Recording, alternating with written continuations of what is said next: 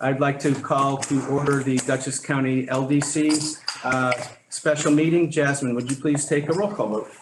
Tim Dean, Here. Mark Doyle, Yeah. Kathy Bauer, Amy Bondieri. Here. James McCollum, Here. Don Sagliano, Here. Michael Johnny. Okay, we have a quorum. Again, if there's any conflict of interest with any matter that comes before us, could you please so state it now? Okay, just again, if during the meeting, something that comes up that you are aware of is a conflict for you, please disclose it at that time and we will recuse you from the meeting.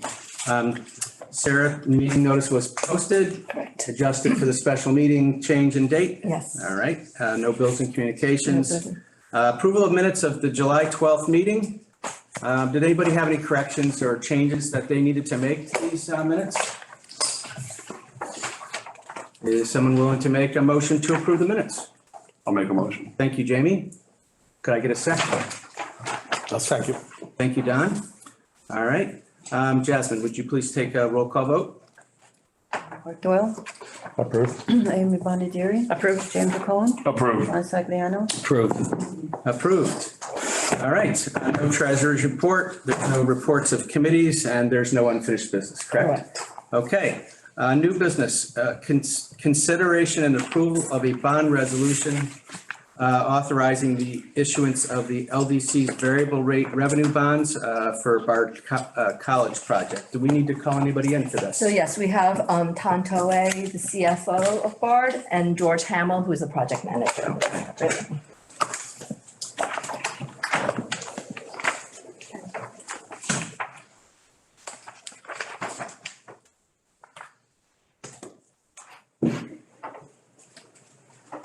Morning.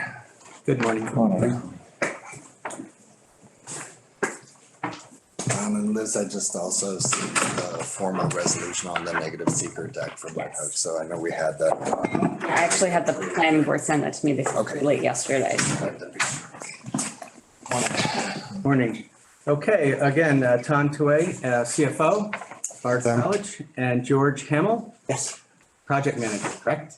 yes. Okay. Sarah, do you want to kick this off? So yes, so this is just the final board resolution for a bond issuance for Bard College in the approximate amount of $155 million to finance the construction of dormitories and performing arts space. You said 155. I think the number is incorrect. Oh, yes. This is 114 for the first tranche, so we'll come back to you in the new year for the second project, which is the performing arts. So we've split those into two financing. So Both the are, matter before us is 112,905, not to exceed 114 million, correct? And that's just for the residence halls portion. Their application included both, but because they're waiting on the environmental site plan approval for the Performing Arts Center, Okay. it was split into two tranches and they'll come back once they have all the necessary approvals. Okay, okay. I brought some pretty pictures of the first leg, which is the resident halls, so that I'm not just voting, but you see what we're voting on. Nice. This is a. Got Jasmine, you want?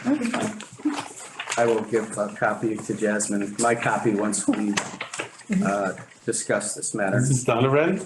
No, we're just going for the. So these are final. renderings. These are just Yes. renderings. What's So- there currently?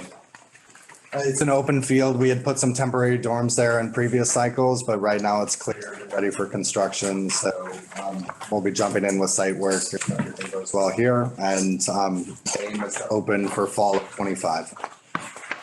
What does a temporary dorm look like? They don't look great. That's why we're looking to invest in something with a lot more permanency, so. That's a pretty aggressive construction schedule, yes? Yeah, it is, yeah. So that's why I do appreciate the flexibility of the committee too. I know it wasn't just for us that there was a special meeting, but it definitely helps us keep timelines. So we're able to get in the ground and do infrastructure this fall and be running in the new year for 18 months of the structure build. What the completion date will be in line with the start of the school year. Yeah, it has to be. The contractors are committing to that as well. So, yeah, we're aiming for an August open, and that has a little bit of flex in it, but not enough for comfort. Yeah. And I'm sorry. August of 25, right? Yeah. Correct. And are the dorms increasing enrollment? Is that the reason? No, so there is some increase in enrollment, but mostly this is to address the shortage of off-campus housing that's happened in the area as everybody's moved up. We've just seen what were student rentals be eviscerated. Yeah. And for us as a residential college, we actually had a fairly high percentage of students that would live off campus as they approach their junior, senior year. And then some of these beds are just to retire some of the oldest housing stock. We have some barrack style buildings that were from the 60s and probably should have had a 30-year life and have made it this far. So it's just, some of that's upgrade and some of that's just serving students that can't find off-campus housing.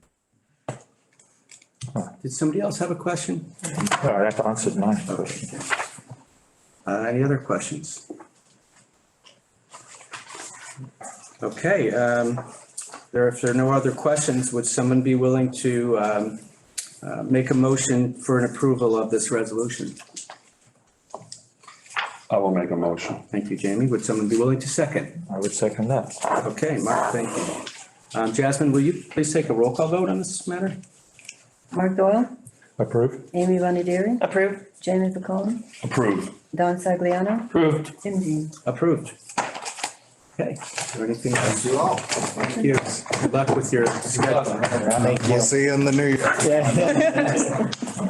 Appreciate it. Sure.